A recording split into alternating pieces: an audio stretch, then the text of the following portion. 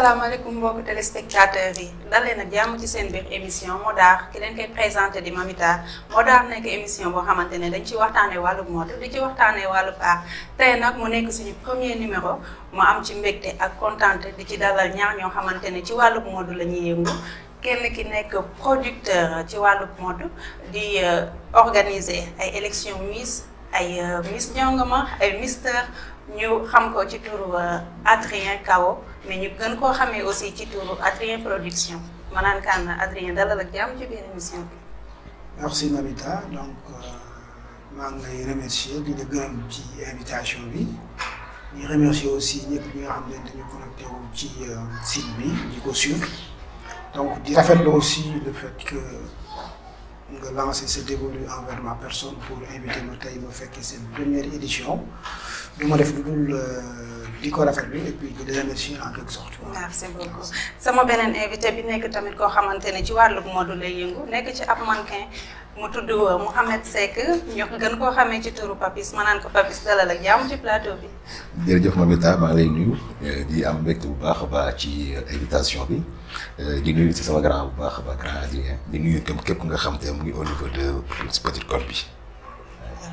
ma retourné waat ci sama premier invité ma naan kan Adrien Production ñu gis la ngay organiser ay défilé ay élection Miss ay Miss Jongama Mister yooyu noonu nga xamante ne day yëngal nit ñi donc nan nga def ba lancé wu ci biir loolu. Bon, en fait, quand on est un producteur ou un promoteur d'événementiel, donc quand on parle d'événementiel, donc ça veut tout dire, c'est trop large. Que mu nekk concert que mu nekk organisation nga nekk loo xam te ni mën na rassembler ay nit. Vous voyez, donc je me suis lancé dans ça depuis sur Saly, sur la Petite Côte, je dirais c'était en 99. Donc avant j'étais sur Dakar, donc j'étais dans l'événementiel également, mais quand je suis revenu sur Mbour, mes premières soirées ont été marquées au Malibu, où j'ai organisé des soirées à l'époque, des soirées titrées d'Atardignan. Donc c'était vraiment un événement boo xam te ni jeunesse Mbour bi yëpp ku ko dégg tey dina fàttaliku ni c'était les moments forts de la ville de Mbour. C'était tous les dimanches d'ailleurs 22h bu la mosaan fekk ci biti boo ñëwee doo mën a dugg biir Malibu parce que da ngay ñëw 22h mbedd bi day bloqué. ce qui veut dire que ne yàgg nga ko organiser. waaw c'était en 99. waaw 2000. donc laa ko def après finalement voilà quoi ça a marché de gauche à droite donc on a tenu des années avec ces soirées. Après j'ai initié aussi à des soirées d'Atardignan, c'est des soirées mini soirées capverdiennes. yoo xam te ne aussi ils ont fait leur temps dans Mbour foyer Sainte-Marthe dans des coquillages. Et après en même temps on faisait des soirées piscine party à l'auberge avec DJ Eduardo et Jean-Louis Agboton à l'époque. Donc j'ai démarré dans ça. Donc wàllu mode bi aussi. Fi ma ko njëkk a réalisé, je me rappelle très bien, c'est ma première réalisation du côté mode, c'était un concours de Miss Mbour que j'avais même organisé, c'était ma première édition au Mali. Quelle année? Allez, 2000. Et Fat Sall Ndoye l'avait emporté. Donc Fat Sall Ndoye l'a njëkk am comme candidate pour représenter la région de Thiès pour Miss Mbour. Et sur cette même année, elle a été sacrée Miss Région de Thiès. Que moi-même j'ai organisé avec le syndicat d'initiative du tourisme. Bah, il fallait qu'on à l'époque, nous Moïse, donc nous gagnons Miss Thiès, Bougainville. Donc nous représentons la région de Thiès, nous accompagnons. Elle a été aussi nommée première dauphine Miss Sénégal. Donc c'était ma première réalisation. Bon, mon lycée c'était Modiop. Parce que c'était après loolu j'ai fait Miss Petite Côte au Safari avec l'ensemble de tous les candidats qui ont été élus durant cette époque quoi. Donc pour te dire que c'était ma première réalisation du côté mode. D'accord, mais tamit ñu gis la ñu desaat ci mode ba tey ñu gis la que ne yaa ngi organiser élection Miss. Est-ce que élection Miss bi yomb na pour nga organiser ko parce que d'habitude dañuy gis koo xamante ne da ngay commencer bu demee ba ca biir rek day bàyyi. Bof, waaw yombul il faut nga nekk jinax quoi bari ay pax dafa metti c'est difficile hein surtout tout au début quand tu démarres c'est compliqué avec comme li ñi di wax il y avait pas des partenaires yu doon topp mais man je partais avec les moyens de bord j'étais toute seule là-dessus boobu man rek maa ci doon nekk en quelque sorte donc mu metti mu neex j'ai traversé époque yu gën a difficile donc instant bi mën naa ne sant yàlla neex na parce que su ma koy organiser du ma ci defati peine yi ma ci doon def parce que peut-être maîtriser naa yoon bi bari naa aussi ay partenaires macha allah yoo xam te ni su may organiser dañ ciy jàpp. moo tax tey organisation défilé de mode yi que ça soit Miss Jongama Miss Sali Miss Petite Côte xaw a flou tuuti parce que tamit dañ fi xaar expérience bi en quelque sorte. Miss Jongama bi moom maa ngi ciy ñëwaat ak yow. ma toog ne si sama beneen invité bi. Papis. oui. Papis ñu yàgg laa gis ci podium yi. waaw loolu am na. ngay présenté collection bu nekk. région bu nekk dem nga fa présenté tout macha allah comme ni ko waxee mën nañoo xam sa début. waaw en fait sama début c'est en 2007 laa bokk ci agence Kuyto donc ñu amoon fi benn ku ñu doon jàngal ku ñu naan Zela ma ko ñëw au passage parce que lu ma xam je peux dire que ne moom doo ko ne am na don bu nekkoon ci man. donc lu ma xam lu ne presque je peux dire que ne moo ko def ci man donc 2007 ma ne ci agence bi di ci nekk ba en 2012 laa doo def sama premier défilé bi nga xam te moom moo tax ma naan défilé donc avant boobu nag doon naa nekk ci hôtel yi donc lu ci mel ni yenn Flaos Flamboyant lu dinaa di défilé quoi mais sama défilé bi ma njëkk a c'est en 2012 avec Ali Fashion. D'accord léegi Papis en tant que góor tey jii nii da ngay gis góor ñi nekk ci milieu bi.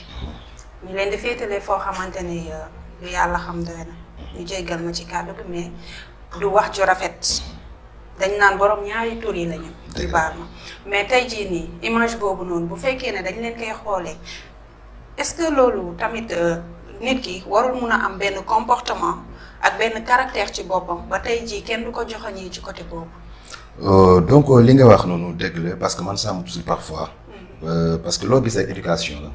parce que yaakaar naa nit ki boo amee éducation bu baax fépp foo mën a taxaw dañ la mën a jox cër et puis nga am li ñu naan estime de soi nga xam yow yaay kan donc man su ma gisee parfois donc du ci ñett parfois gis loo xam daf lay déranger mais ñun on agence Kuyto yàlla dimbali woon nañu ba ki nga xamante moo ñu doon éduquer daf ñu doon éduquer ci domaine boobu noonu que góor dafa war def yëfu góor jigéen def yëfu jigéen. bon moo tax fépp fu ñu mën a taxaw ñun dañuy mën a siggi parce que man loolu dama koy bëgg quoi mais loolu am na ci surtout bu ñuy dëkk nit ñi fu ñu dëkkul loolu foofu tamit li ma naan nit ku nekk ci milieu boo nekk dañu la dëkkal foo dëkkul mais yow yaay xam yow yaay kan boo xamee yaay kan je crois que ne lu bëri dinañ ci mën a génne. d'accord ñu gis que ne aussi concurrence bi dafa bëri. ci biir milieu bi si parce que loolu remarque la da ngay gis tey jii koo xamante ne day ñëw ci benn agence loo xam dara ñu jàngal ko ba mu mën day dem ba yëg boppam. waaw yenn concurrence yooyu noonu day am ci biir même entre agence dafay am da ngay gis ñoo xamante ne dañuy bokk agence gaa ñu dem ba ci benn podium di defante. waaw xam nga loo gis rek man dama ciy bëgg nit ñi di ci am ndam saa su nekk parce que damay xoole sama bopp. tey su ma ko jëlee exemple ci man Zela bi ma kii ma xam moo ma jàngal jour ba ma njëkkee taxaw ci podium ni damay défilé ak moom ñu bokk podium bi mais je me suis dit que ne kii du moom moo may man maa koy man ci podium bi parce que da ngay wóolu sa bopp aussi parce que boo jàng dara tamit bëgg nga mu mokk boo jàng dara tamit bëgg nga wan ñi lay seetaan yi li ma doon jàng man naa ko donc loolu la quoi mooy indi parfois concurrent nga dajee parfois dangay gis koo xamante ne nii da nga koy former mu dajee yow casting tël la donc loolu yooyu affaire yooyu foog mu am quoi. waaw du war na ne yaa ma jàngal voilà yaa ma jàngal voilà muy noonu. Adrien ba ñëwaat ci question bi woon sànq Miss Jongama daa yëngal yu bëri ñoo def ba am idée boobu ak ndax ba nga koy def au début. est-ce que am faciloon na. waaw comme li ñuy wax rek les grandes dames ont leur place dans la mode. su ko waxee donc ça veut pas dire que dama nekk jongoma que mënu rafetuma. waruma mën a wane taaru. les grandes dames sénégalaises quoi. waaye donc moo tax ñu tuddee ko Miss Jongoma c'est une femme bien portante à la démarche nonchalante. incha allah waaw c'est-à-dire que jigéen bu jekk wér. waay doxin bi taaru. maanaam daal critères yooyu daal la waaw boo xoolee waaw donc toog nañu benn année comme en tant qu'organisateur da ngay initier xool lan nga mën a organiser. ma toog je me suis dit bah attends mën naa def Miss Jongoma. D'accord. Et je l'ai fait, c'est ma première édition, je l'ai fait à la Riviera. Ça a été une réussite j'étais là-bas. total macha allah man daf ma dépassé sax finalement quoi parce que réussite yooyu pour mu am mais li ngay daj avant événement yi affaire bi du jour ba liggéey bi avant la donc boo gi defee événement ci jour bi mu réussir parce que nit ki sonnoon na avant bés ba sax tu es à l'aise parce que voilà bon boo xoolee souvent bés yi may xewle yëpp di ko organiser parce que tey même petit design samay bés ci at bi mu nekk 100 bés mu nekk 50 mu nekk 60 mooy bés yi gën a kawe petit design du artiste bu fay ñëw sax di ko feesee noonu samay événement mooy dem ba petit design nga tuur fees ba ci mbedd bi ba serveurs yi sax dañuy am problème mais loolu nag c'est un travail de titan booy def avant événement bi parce que événement doo xaar ba jour bi nga doog ci jóg da nga ciy jóg bien en avant donc pour moi aussi même hormis tout ça quand j'organise après en tant que promoteur je m'étais dit que j'étais sur la Petite Côte donc même pour contribuer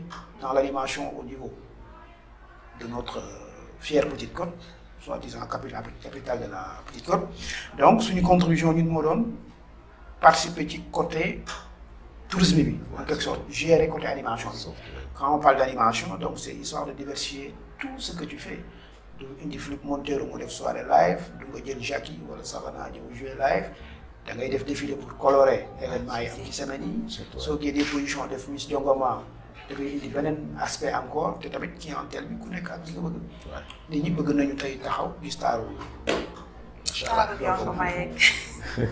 def naa ko nag plus de 4 ans ben voilà mais yi ma def yëpp franchement ça a été une réussite totale. Je reviens en arrière donc après quand je te parlais tout à l'heure de comment ça s'appelle encore Fatsal son histoire après Fatsal Ndoye su ma juumul j'ai pu relancer Sophia Belkis Ndiaye également. Sophia elle est mariée je pense. Mbour waaye Miss Mbour après Oscar le gagné Miss Mbour Miss Sali à la Riviera mu gagné Miss Petite Côte à l'Espadon donc événement boo xamante ni peut-être je me rappelle mais defe naa mosuma woon def sax événement bu toll noonu entre 50 000 dîner 25 000 la woon Espadon donc defoon benn podium ci piscine bi affaire bu réussir à 100%. donc mu gagné Miss Petite Côte après 2 semaines elle a été aussi sacrée Miss Thiès moom moo représente aussi région de Thiès.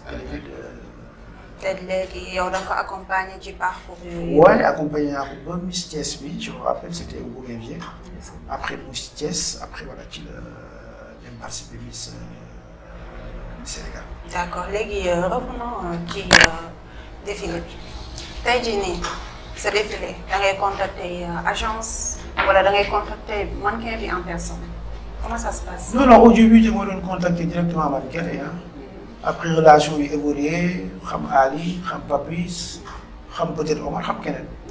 mais aujourd'hui je choisissais mes mannequins proposer leen sama prix ñu ñëw défilé ma def sama pub et puis voilà ñu ñëw défilé mais après pay contact yi am familiarité bi nekk ci ñu gis ni aussi ñoom boo mënoon am événement dañ ci jàpp bu dee Miss Thiès Miss défilé Papis mooy Ali mooy keneen ak keneen ak keneen donc su ma juumul sax pour ne pas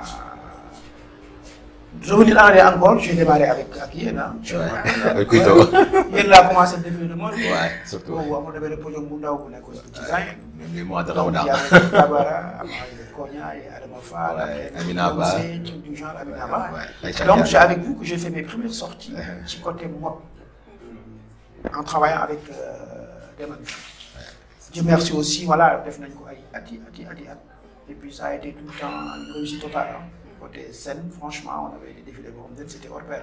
mais ñu gis que ne aussi yamoo ci jigéen ñi kese góor ñi aussi am nañ ci seen wàllu mister yi nga doon organiser.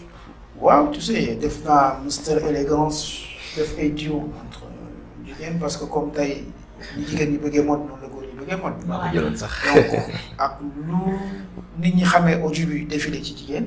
après dem na ba xoolee ci États-Unis yenn dëkk yu gën a kawe yi da ngay gis des beaux mannequins yoo xam ne franchement am nañu caaj. c'est juste on parle de mannequinat c'est nit ki même si jigéen da ngay wane sa caaj wala sa style et tout góor ñi aussi pareil. donc raison pour laquelle souvent quand on organise même bu ñu def défilé on est obligé ñu jël ay mannequins jigéen ay mannequins góor pour colorer parce que ça m'arrive des fois clients yi yenn grande dame yi ne ma tout le temps les filles les hommes dañ koy soxla ah non dañ koy soxla donc soo koy def c'est pour colorer boo génnee 4 mannequins jigéen tey nga génne ñaari mannequins góor dafay changer style changer harmonie en quelque sorte donc loolu moo tax voilà ñu koy def pour bañ a fàtte. góor ñi voilà parce que ñoom ñëpp aussi tamit dañu bëgg mode bi quoi. ok Papis ma ñëwaat tuuti ci yow ñuy wax ci critères yi nga xamante ne agence yi dañ koy demander est-ce que loolu agence yi léegi respecté nañ ko parce que da nga daan gis agence boo xamante ne da daan teg règlement nga gis kee teg na aussi règlement mais tey kiy jóg ne dafa bëgg a doon mannequin bu demee ci kee du ko nangul taay bi lay xool du nangul bu demee ci kee mu jël ko lu ngeen koy dundee. waaw loolu moom en fait man dama koy xeex saa su nekk parce que surtout ci agence bi ñu nekk dañ ko fay xeex parce que bu ñu gisee ne yow amoo taay bi nga xamante moo tax ñuy wax mannequin donc dañ lay obliger conseil la nga dem defi leneen lu bokk loo parce que tamit bëgguñu tam tey nit ki muy perte temps am ci loo xamante ne nii wóor nañu ne wóor que ne moom mënu ci jariñu quoi donc dañuy teel a bañ loolu am na ñoo xamante ne yenn agence yi xooluñu loolu ñoom na nga ñëw inscrire di jël sa xaalis ngay ñëw répétition donc mooy loolu mais aussi am na tamit benn ñoo xamante ne amuñu taay mais dañu am pën ci podium xam nga donc ñooñu tamit parfois da nga leen di soxla tamit parfois da ngay gis koo xamante ne ni taayam bon du normal mais bu solo temps yi tamit dina xaw a des mais pën ci podium moom la am moom tamit mooy li ma la wax sànq ne la à chaque fois da ngay nekk mën kay boo xam ne da ngay wane sa bopp da ngay bëgg wane ne yow yaa da ngay fësal quoi da ngay fës donc loolu tam daf ci am mais mannequin taamu na ci taille aussi. d'accord léegi autorisation parentale. waaw loolu man su ma ko jël exemple ci suñu agence Kuito donc yaakaar naa ne li may wax sax xëy na peut-être Zela wala Théo mu ngi seetaan donc ñun doo tëb nga ñëw bokk ci agence bi donc day fekk sa parent mu accepté muy sa papa muy sa yaay. ñu accepté loolu moo waral ba ci bu ñu lay jël di la yóbbu ci yenn dëkk pour ngay défilé dañuy day sa buntu kër lañ lay jël see sa buntu kër amul nañ dajee fii non sa buntu kër lañ lay jël see nga ñëw ak bu ñu défilé pare donc après dañ lay indiwaat sa buntu kër fëgg sa papa wala sa yaay wala sa frère ñu ubbi ñu dugal la ci biir kër gi donc ñun mbokk fa noonu la ñu doxalee. d'accord ma ñëw ci mbirum cachet bi. waaw mbirum cachet mi xaw na sooxantal au niveau de Mbour. au niveau de Mbour parce que par exemple boo duggee tey Dakar dina am ñoo xam te dañ lay ni ñu donc Dakar ak Mbour nag bokkul quoi parce que donc kii bokkul Dakar di nga casting day am ñu jël la nga dem défilé ji ñu fay la cachet par contre Mbour yaama neex bi daf fi bëri. yaama neex. yaa boo déggee man yaama neex bi parce que dafa am ñoo xamante ne ni xàmmee ñu styliste xàmmee ñu modéliste xàmmee ñu tailleur. donc ñooy war a seen événement yi gis benn Papis buy romba gis ci koñ bi ne jantal boy la rek ñu ne ko kay défilé ma donc après kooku du ci xool kese bu baax yow boo nekkee lu professionnel boo ñëwee sax doo am xoolu pour yow défilé parce que li ngay gis yow du la ne da nga xam ay lacune am na donc loolu foofu moom daf ci sooxatal trop quoi donc ñi nga xamante ne nag ñu ngi fay li cachet normal am na mais ñëw na trop aussi. ba dañuy dellusiwaat ci li nga wax sànq. da nga ne des fois da ngay gis benn styliste wala tey yoo xam ni nga ko waxee day dem jëli ab nit fee rek ñëw ne ko kaay ma habillé la nga défilé mais yéen mannequin yi est-ce que jotul tamit ngeen xeex ci loolu parce que loolu yàqalul tailleur bi c'est vrai que nit kiy yéeg aussi yéen du leen mettre à l'aise bu doxee moom duñ ne moom moo def faay mais yéen ñëpp dañuy boole. waaw en général dañ naan avance même bu fekkee ne sax. yéen du yéen ñëpp a nekkandoo ci même agence bi. waaye loolu day am. mais xam nga kon ñu la wax kii moom événement am moom moo xam la mu teg moo xam foofu na mu teg saison par exemple animation tout ça loolu tam moom moo ko xam mais ñun parfois dañuy laaj ay conseils laaj ñu ndax su ma doxalee nii nga expliqué maintenant man dama am sama benn boy bu fi ñëw nga forcé ñu ko yow moom sa événement yaa sentir ne Mamita mi moo bëgg a sol sa yére sa koñ bi la dëkk donc ñun tamit dañ lay xelal foofu même lu ñu bañ dañ lay xelal foofu na la foog nga doo ko ci biir bañ am lacune quoi mais du ñu neex bu ñu sañoon mannequin mooy défilé parce que moo mën a génne ba la yére bi.